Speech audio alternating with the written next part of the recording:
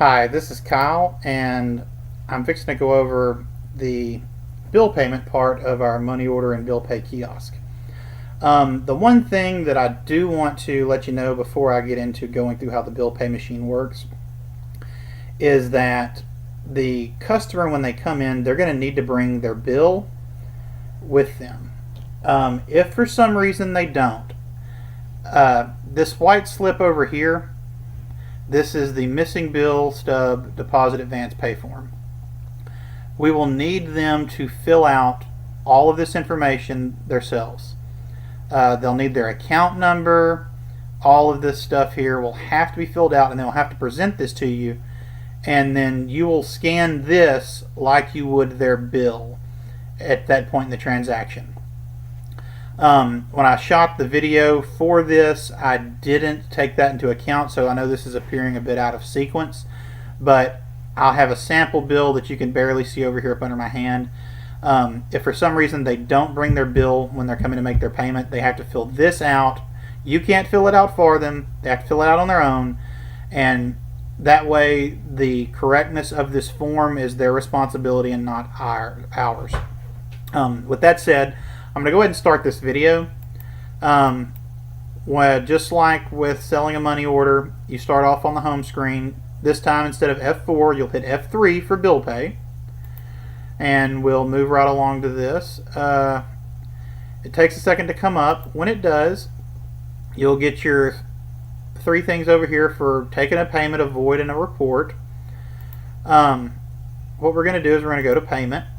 Again, it'll ask for your clerk ID, which is always 1 and enter. Go ahead, you can watch me hit 1 and enter there. Then this screen pops up. Okay, this screen, it's just alphabetized out what biller you might be looking for. You have A, B, C, D, E, F, etc., etc. If it was, say, Centerpoint Energy, you'd hit the F1, and then you would scroll down using this button here till you got to Centerpoint Energy. The same if it was Deep East Texas, F2, and you would find Deep East Texas. You'll see how these corresponding buttons, it shows you 4 companies if there's that many to list, and you just pick which one, and then you use the More button over here to scroll down. Let me go ahead and move it forward.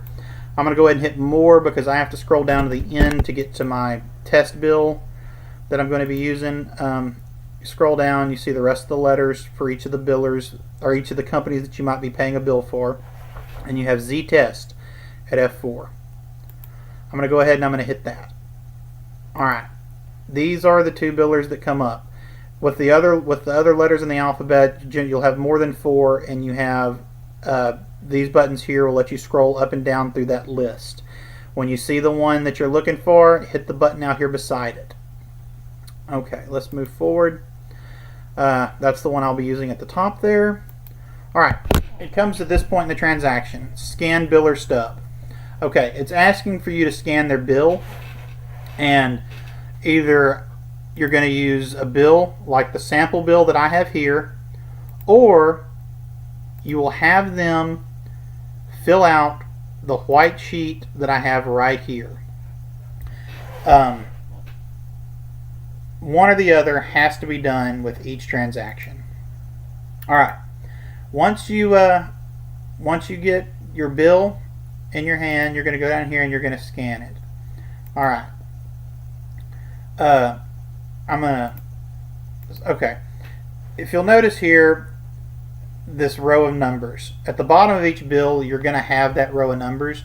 You won't have it on the missing bill fill out form, but every other bill that you scan will have a long row of numbers here on the bottom of it.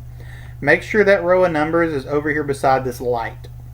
That's the side of the scanner that wants to scan this row of numbers so it can be sure that the correct payment goes to the correct account. Okay, we get it stuck in here, and it takes it and it's going to spit it back out the bottom.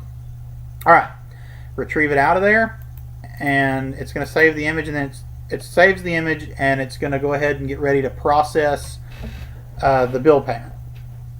Alright, at this point in the transaction, you're going to type in the amount of money that they want to pay on their bill.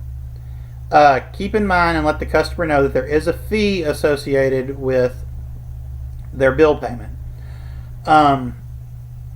If they just come in with $20 and they want to pay a bill that's $20, they're not going to have enough money because of the fee that'll be associated with it.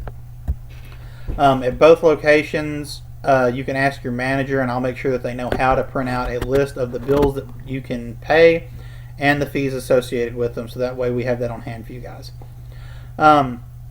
Anyways, you get to this point, you're going to type in the amount of money they want to pay for the bill. Looking at the bill says that 20 bucks is owed. Let's assume that they're paying $20 on this bill. All right, so they want to pay $20. All right, so we're going to key in $20 and key it in for a second time just for verification purposes. All right, it's going to transmit the data. And after it does that, it will print you a receipt. All right, let's pull out this receipt and let's take a look at it. All right, you can see on the receipt, it's going to print the date and the time this payment was made. It's going to give you a receipt number, and then it's going to show the amount of the payment at $20, and then it's going to show the customer fee at $1.50, and then it's going to show how much we should collect. This is how much money the customer needs to give you for this bill payment.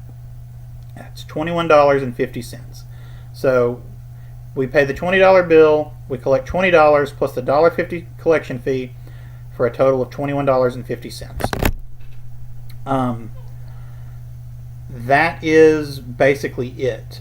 You will give the customer this receipt so they have proof of payment, and they can use this number here if they need to call in and verify their payment. Also, if the customer brings in a disconnect notice and they're trying to make a payment, be sure to make the customer aware that these payments will not, might not hit their account for 24 to 36 hours.